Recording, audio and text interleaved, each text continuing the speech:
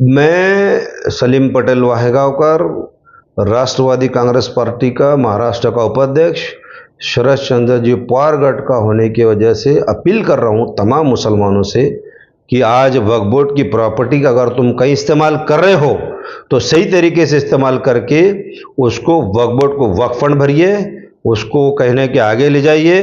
अगर आप गलत तरीके से इस्तेमाल करेंगे तो ये आपके लिए वबाल बनेगा। सुदर्शन चैनल ने जो मुहिम छेड़ा है और जो लोग इसमें इन्वॉल्व हुए, इनका मकसद वक्फ बोर्ड को बदनाम करना है और रियल में वक्फ बोर्ड है क्या ये मालूम नहीं। बस वो हिंदू के खिलाफ, जिहाद के खिलाफ, और वो ये पैसा ऐसा वापरा जाएगा, ये मंदिरों की प्रॉपर्टी कब्जा की जाएगी। सर, हमारे चैनल में आपका स्वागत है, खैर मकदम है। सर, आज आपसे विशेष मुलाकात लेने का मकसद यही था कि हमने सोशल मीडिया पे देखा है कि आपने शायद सुदर्शन चैनल को इंटरव्यू दिया है, उनसे बातचीत की है। उसमें वक्फ बोर्ड को लेकर बहुत सी बातें सामने निकल के आई हैं, जिसकी वजह से मुस्लिम समाज में एक अजीब गरीब बेचैनी का माहौल पाया जा रहा है। क्योंकि आप राष्ट्रवादी पार्टी के बहुत जिम्मेदार नेता माने जाते हैं, आपकी छवि है, आपकी बात सुनी जाती है, समझी जाती है। ये बताइए कि क्या वाकई आज वक्फ बोर्ड खतरे में है? देखिए, सबसे पहले तो मैं बता दूं कि हमारी मुस्लिम लीडरशिप इस वक्त सो रही है, जिसके वजह से आज सुदर्शन चैनल ने एक बड़े पैमाने पे वक्फ बोर्ड के खिलाफ मुहिम छेड़ी है। सही देखा जाए तो असल में ये सारा जवाब देने का काम तो वक्फ बोर्ड के डायरेक्टरों का है, लेकिन अब चूँकि मेरा नाता भी गुज़िश्ता 25 सालों से वक्फ बोर्ड से है, क्योंकि वक्फ बोर्ड से कहने के मैं कनेक्टेड हूँ और आधिकारिक तौर पे हूँ। मेरा काम है प्रोटेक्शन करना और मैं हमेशा करता आया और करता रहूँगा। असल में जो सुदर्शन चैनल ने जो मुहिम छेड़ा है और जो लोग इसमें इन्वॉल्व हुए, इनका मकसद वक्फ बोर्ड को बदनाम करना है और रियल में वक्फ बोर्ड है क्या ये मालूम नहीं। बस वो हिंदू के खिलाफ, जिहाद के खिलाफ, और वो ये पैसा ऐसा वापरा जाएगा, ये मंदिरों की प्रॉपर्टी कब्जा की जाएंगी, ऐसा वैसा एक धूमिल कर दिया गया। रियलिटी देखा जाए तो जो 10 करोड़ का नियोजन महाराष्ट्र सरकार ने किया है, आपको मालूम होना चाहिए कि ये वक्फ बोर्ड की जितने ऑफिसेस खुले हैं पूरे महाराष्ट्र भर में, इसको यंत्र सामग्री, कंप्यूटर, फर्नीचर, दीगर डेवलपमेंट के लिए वक्फ बोर्ड के डेवलप के लिए दी गई। इसमें कहीं वक्फ बोर्ड पर्सनल वो पैसे का व्यापार करता नहीं, जिसका कहीं कोई मिस होने का सवाल नहीं। अब इन्होंने उसको एक ऐसा मोड़ देने की कोशिश करे कि वक्फ बोर्ड मंदिरों की जगह पे कब्जा करने के लिए पैसा वापरेगा और क्यों देने की जरूरत है, और वो हिंदुज़म। अरे भाई, इसमें हिंदू और मुसलमान का कोई सवाल ही वक्फ बोर्ड से सवाल पैदा नहीं होता। वक्फ बोर्ड एक ऐसी चीज है, हमारे नबी सल्लल्लाहु अलैहि वसल्लम के नाम से बड़े बड़े पुराने निजाम कालीन पुराने जो बादशाह थे, उन्होंने कई जमीनात वक्फ की। ये किसी मंदिर या किसी दूसरे इदारे की जमीनों पर कब्जा करना वक्फ बोर्ड का काम नहीं है। लेकिन बवाल खड़ा किया जा रहा है, एक माइनॉरिटी मुस्लिमों का एक ही इदारा है जो वक्फ बोर्ड है। कहीं ना कहीं गवर्नमेंट की नज़र इसकी ज़मीनों पर है। ये खुला मैं बताता हूँ, जिस तरह से रेलवे का काम हो गया, अदर ज़मीनों का काम हो गया, अब इंडिया के अंदर ऑल इंडिया जो हर जगह वक्फ बोर्ड है, दिल्ली है, जिस तरह से 126 प्रॉपर्टी का आपने देखा होगा, उसमें वो इंटरव्यू ने इशू किया, वो एक उसको प्रोपेगेंडा बनाया गया। देखिए, जहाँ जहाँ कहीं ऐसा होता है, वक्फ बोर्ड जब किसी प्रॉपर्टी की नोंद करता है, बाज़ाब्ता उसकी पूरी इंक्वायरी डिस्ट्रिक्ट वक्फ ऑफिसर के माध्यम से होती है। क्या ये सरकारी जगह है, किसी धार्मिक जगह है, किसी मंदिर की है, किसी ट्रस्ट की है, या किसी और की प्रॉपर्टी है क्या, पहले ये देखा जाता। उसके बाद उसको 36 पर रजिस्ट्रेशन किया जाता, पेपर पब्लिकेशन किया जाता। अगर गवर्नमेंट का कहने का आता तो संबंधित विभाग को लेटर दिया जाता, उसका नो ऑब्जेक्शन मंगाया जाता। अगर वो बोलता है कि हमारी प्रॉपर्टी है, उसकी नोंद वक्फ बोर्ड में नहीं होती। अब देखा आपने कि मैं जिस वक्त बोल रहा था तो मेरे काउंटर कर रहे थे उधर से, एक तरीका बोलते चले जा रहे कि वक्फ बोर्ड पाकिस्तान में है क्या, वक्फ बोर्ड सऊदी में क्या। अरे वक्फ बोर्ड इंडिया में है, हम भी इंडिया में है, हम भी हिंदुस्तानी हैं, वक्फ बोर्ड भी हिंदुस्तान का है, जमीन भी हिंदुस्तान की है। इसका पाकिस्तान से, सऊदी अरब से क्या संबंध आता? रियलिटी बताते नहीं। वक्फ बोर्ड क्या है ये बता नहीं रहे। वक्फ बोर्ड एक केयरटेकर की भूमिका में, वक्फ बोर्ड किसी चीज का मालक नहीं है। वक्फ बोर्ड सिर्फ केयरटेकर है। जो प्रॉपर्टी हमारे नबी सल्लल्लाहु अलैहि वसल्लम के नाम से वक्फ की गई, उसकी देखरेख करना, उसको सही तरीके से उसका प्रोग्रेस करना, उसका डेवलपमेंट करना, और उसी मंदिर, उसी मस्जिद, दरगाह, कब्रस्तान के पैसों की आमदनी पे से ही वक्फ बोर्ड के कर्मचारियों को पेमेंट होती है। वक्फ बोर्ड के पास गवर्नमेंट की कोई सैलरी नहीं है। ये हकीकत नहीं बताएंगे कोई चैनल वाले। बस 10 करोड़ क्यों दे दिए और वो उसका ऐसा वापर करेंगे, ये प्रोपेगेंडा फैला जा रहा है। और दूसरी बात, मैंने कहा हमको तो गवर्नमेंट की नीयत पर शक है। मैंने बड़ा खुला बोला हूं, अगर देना थे तो 10 करोड़ रुपए डायरेक्ट देते थे कि जहां 34, 35, 40, 48 जिलों के अंदर जो है वक्फ बोर्ड अपना काम कर रहा है। वक्फ पे नए नए ऑफिसेस खुले और अभी 34 पूरे महाराष्ट्र के अंदर 34 कर्मचारियों पे महाराष्ट्र वक्फ बोर्ड टिका हुआ है। अब 2023 में गवर्नमेंट ने बड़ी मुश्किल से उसमें जाहिर प्रकटन निकाल के कुछ इंटरेस्ट लिए, कुछ भर्ती करे, उसमें कुछ इजाफा हुआ। कहीं ना कहीं उसमें एक अच्छा काम होगा। लेकिन ये क्या कर रहे हैं, 10 करोड़ क्यों दिए? वो तो हिंदुत्व के खिलाफ वापरेंगे, वो तो इसके खिलाफ वापरेंगे। एक प्रोपेगेंडा फैला जा रहा। वक्फ बोर्ड का किसी भी समाज को नुकसान पहुंचाने का कोई हेतु होता नहीं। वक्फ बोर्ड का किसी भी अदर धर्म के लोगों पर या किसी भी धर्म का उल्लेख ही नहीं वक्फ बोर्ड में। वक्फ बोर्ड एक प्रोटेक्शन करने वाली संस्था है। वक्फ बोर्ड को जो जमीनात दी गई, जो हमारे पुराने निज़ाम के बड़े बड़े पुराने बादशाह जो गुजरे, जिनके पास कई जमीनात थी, जिन्होंने उस जमीन का कुछ हिस्सा वक्फ किया है, ये गौर गरीब तबके के मुसलमानों के मुस्तकबिल के लिए किया गया है। उसका जो आमदनी होगी, बच्चे पढ़ेंगे, एजुकेशन में जाएंगे, गरीबों का मसला है, शादियों का है, कारोबार का है, कहीं ना कहीं उसकी आमदनी से उसको डेवलप करने के लिए देगी। लेकिन अब चूंकि आप देख रहे हैं कि एक अदर तबका इसको बदनाम करके इसको अलग मोड़ करने के चक्कर में जा रहा है और कहीं ना कहीं महाराष्ट्र वक्फ बोर्ड को बदनाम करके एक उसमें एक अलग क्रेडिशन पैदा कर रहा है।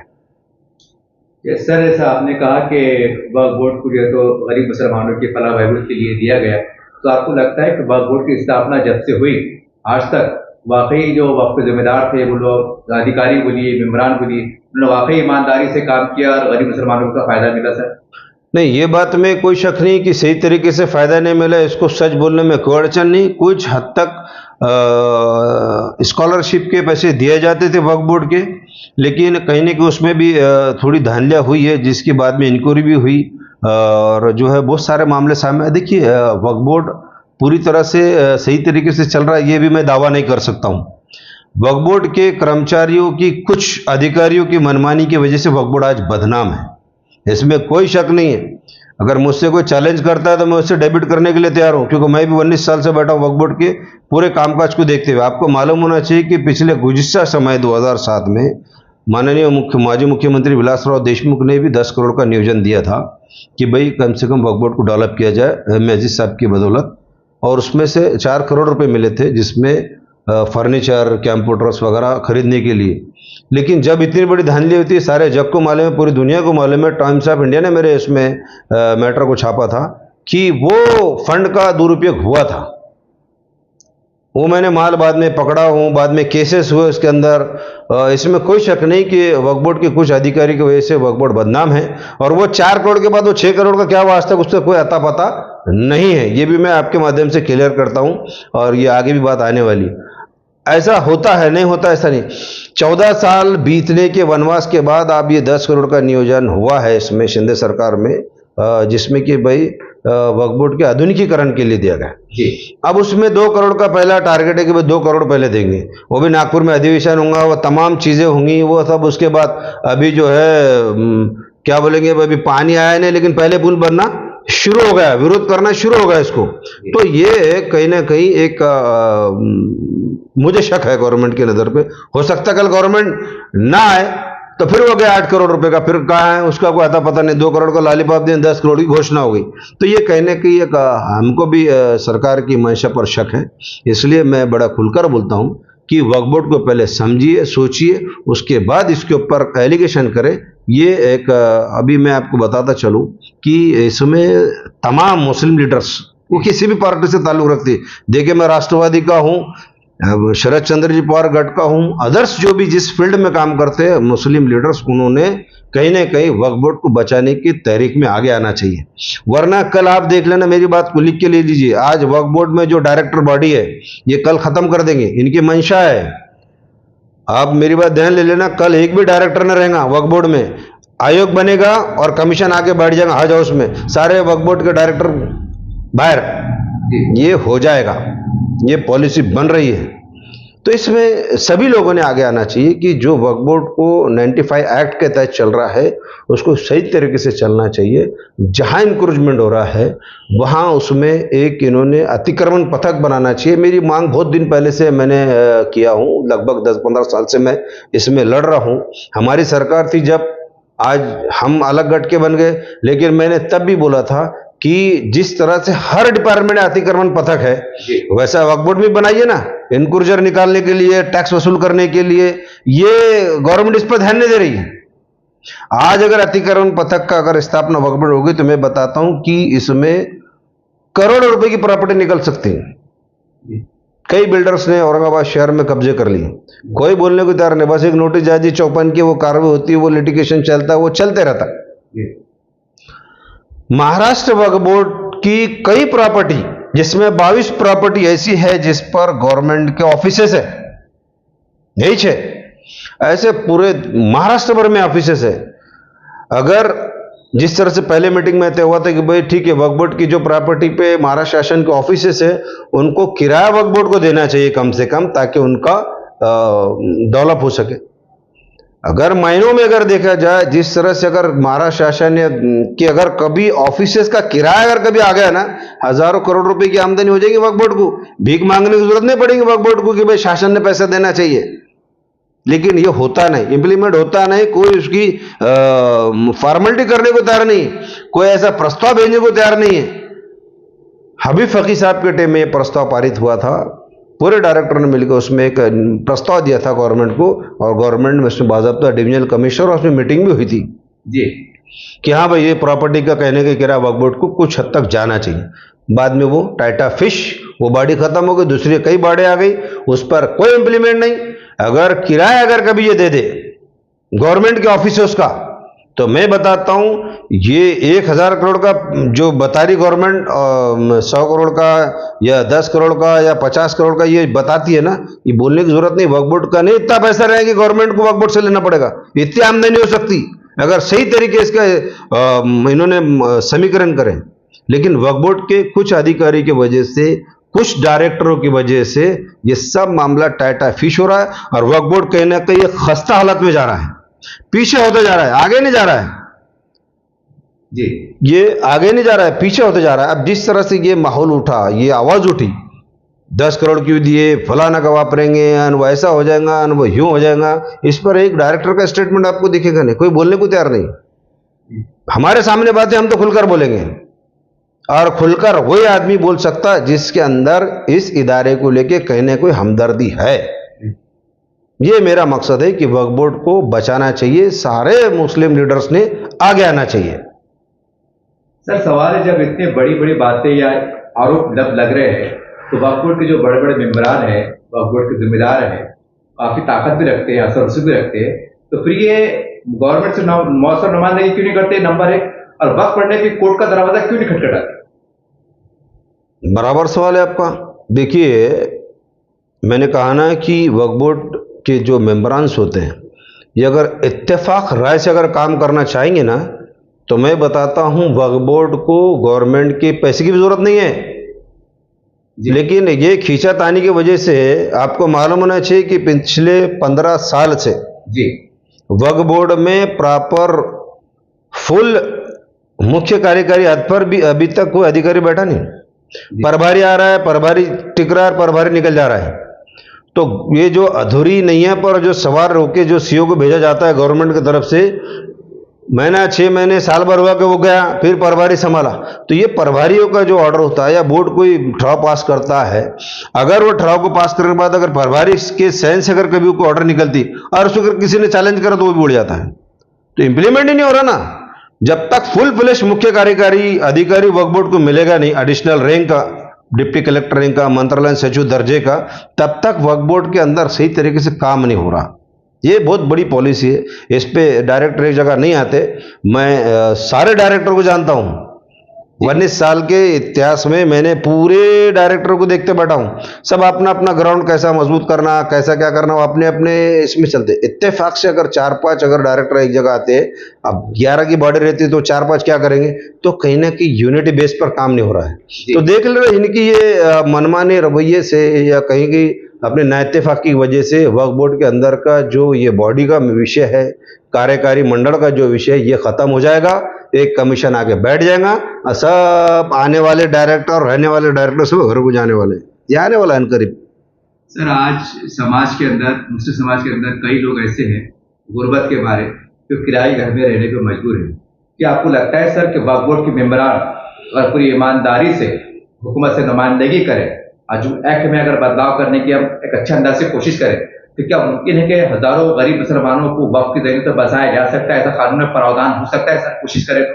बिल्कुल हो सकता। मैं वही बोल रहा हूँ, अगर इत्तेफाक अगर राय से बन जाए तो यकीनन जो बेघर के लोग है, मुसलमान समाज के, अदर समाज के, उनको बिल्कुल उसमें से जगह दी जाती है और दे जा सकता है। अरे अब कई वक्फ बोर्ड के लावनी की ज़मीन होती है, खाली मुसलमान ही नहीं लेते, अदर समाज के लोग भी लेते लावनी पे। तो यहाँ जिस तरह से इसको बदनाम करने का जो ग्राउंड लिया जा रहा कि हिंदू के खिलाफ में ये वक्फ बोर्ड को वापरा जाएगा, इसकी निधि का वापरा जाएगा, तो मैं आपको बताता चलूँ कि हिंदुज़म का तो वक्फ बोर्ड का उल्लेख ही नहीं है। वक्फ बोर्ड अपनी एक केयर टेकर की भूमिका में रहता है, उसको क्या लेने का किसी मंदिर की प्रॉपर्टी से। और बिलावा जो बदनाम किया जा रहा कि मंदिर की प्रॉपर्टी कब्जा कर लेते और बलजबरी कर लेते, ऐसा कहीं भी नहीं है। वह मेरे 19 साल के इतिहास में तो मैंने तो देखा नहीं कि, अलबत्ता ये देखने में है कि कई वक्फ बोर्ड की जगह पर धार्मिक इदारे हैं दूसरे समाज के, लेकिन खैर वो एक अपना मैटर है, बोर्ड उसको अपने तरीके से सॉर्ट आउट कर रहा। लेकिन बदनाम करने के लिए अदर्स पॉलिटिशियन उसमें जो है उसको टारगेट कर रहे, और टारगेट करके कहीं ना कहीं जो मिलने वाला फंड्स है उसको कहीं ना कहीं ब्रेक करने का प्रयास हो रहा है। ये पॉलिसी चल रही है। सर, हम देखते हैं कि जो वक्फ बोर्ड के में जो मेंबरान है वो कहीं ना कहीं कोई ना कोई सियासी पार्टी से ताल्लुक रखते हैं।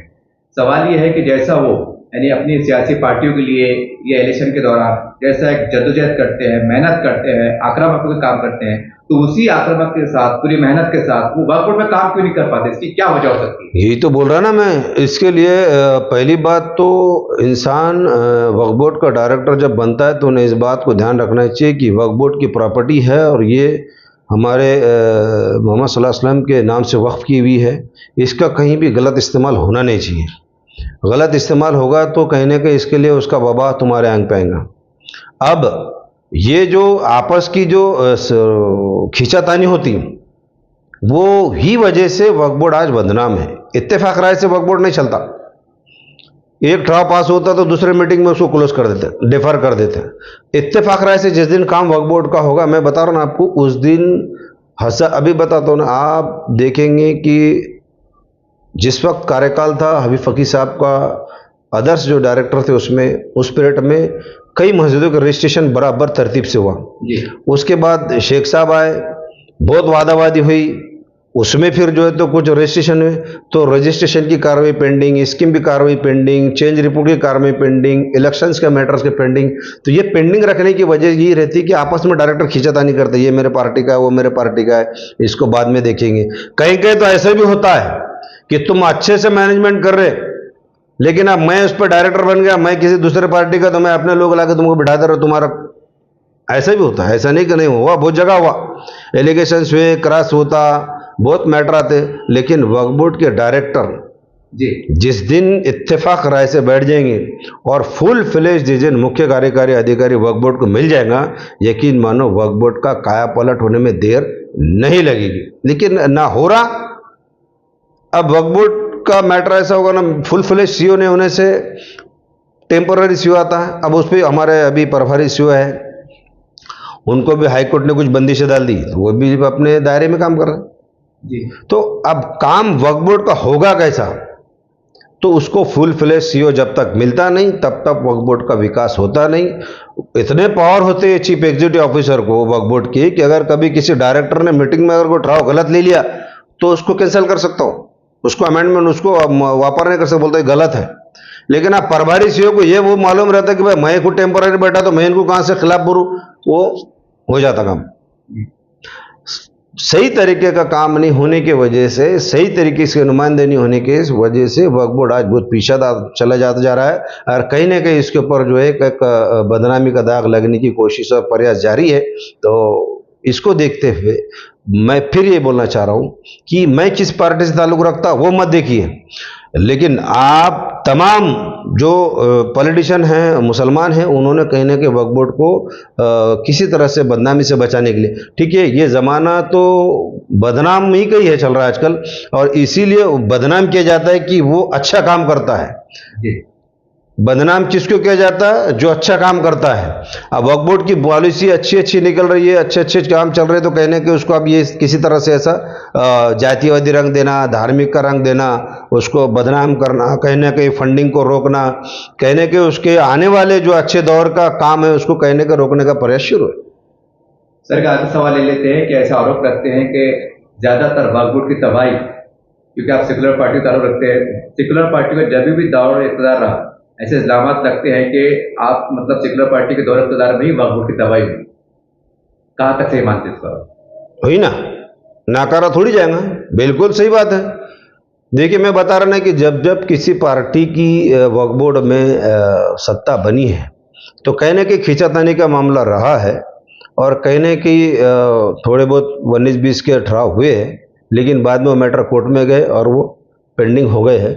ऐसा नहीं कि नहीं है, हर एक दौर में हर एक डायरेक्टर हो या चेयरमैन हो, उन्होंने अपने अपने तरीके से काम किया है, और वक्फ बोर्ड को कुछ अच्छा तो कहीं बुरा भी सिला मिला है, नहीं मिला ऐसी बात नहीं है। अब कई वक्फ बोर्ड के पुराने कर्मचारी है जिनकी पदोन्नति तो रुक गई है जी, उनका प्रमोशन रुक गया है जी। इस पर कोई बोलने को तैयार नहीं। आज वक्फ बोर्ड में जो सदियों से काम कर रहे हैं उनको कहने के उनका स्टेटस के हिसाब से उनको अपना प्रमोशन होना चाहिए, लेकिन कुछ अधिकारी की हड़दर्मी की वजह से उनकी अपनी प्रमोशन भी रुक गई, और उनका अपना जो एक अधिकार होता कहने के उस पर ब्रेक आ रहा है। तो अभी हमारी इसमें चर्चा भी जारी है कि इंशाल्लाह मैं इसमें पहल करूँगा। भले ही अजीत दादा उसमें जो है दूसरे पार्टी में दूसरे ग्रुप में है, लेकिन क्योंकि डीसीएम हैं और हमारे ताल्लुकात है तो हम बराबर मैं ये वक्फ बोर्ड के कर्मचारियों का जो मसला है कहने को उनके सामने रखूंगा। दो सवाल सर, एक दो सवाल। पहला सवाल ये है मेरा ये कि वक्फ बोर्ड की शॉर्ट में जवाब दीजिएगा, वक्फ बोर्ड की तबाही के लिए कितने हद तक सरकार जिम्मेदार है या मुसलमान जिम्मेदार है? 60-40 कैसा गवर्नमेंट, 60-40% समाज जिम्मेदार? बिल्कुल। और दूसरा सवाल ये है कि आप इसके ताल्लुक से मुसलमानों को कैसे पैगाम देना चाहेंगे? मैं सलीम पटेल वाहेगांवकर, राष्ट्रवादी कांग्रेस पार्टी का महाराष्ट्र का उपाध्यक्ष, शरद चंद्र जी पवार गढ़ का होने की वजह से अपील कर रहा हूं तमाम मुसलमानों से कि आज वक्फ बोर्ड की प्रॉपर्टी का अगर तुम कहीं इस्तेमाल कर रहे हो तो सही तरीके से इस्तेमाल करके उसको वक्फ बोर्ड को वक्फ फंड भरिए, उसको कहने के आगे ले जाइए। अगर आप गलत तरीके से इस्तेमाल करेंगे तो ये आपके लिए वबाल बनेगा। ये बिल्कुल खुला बोलूंगा, बचाने के लिए आप आगे आओ। आगे जब तक आएंगे नहीं तब तक कुछ काम होने वाला नहीं।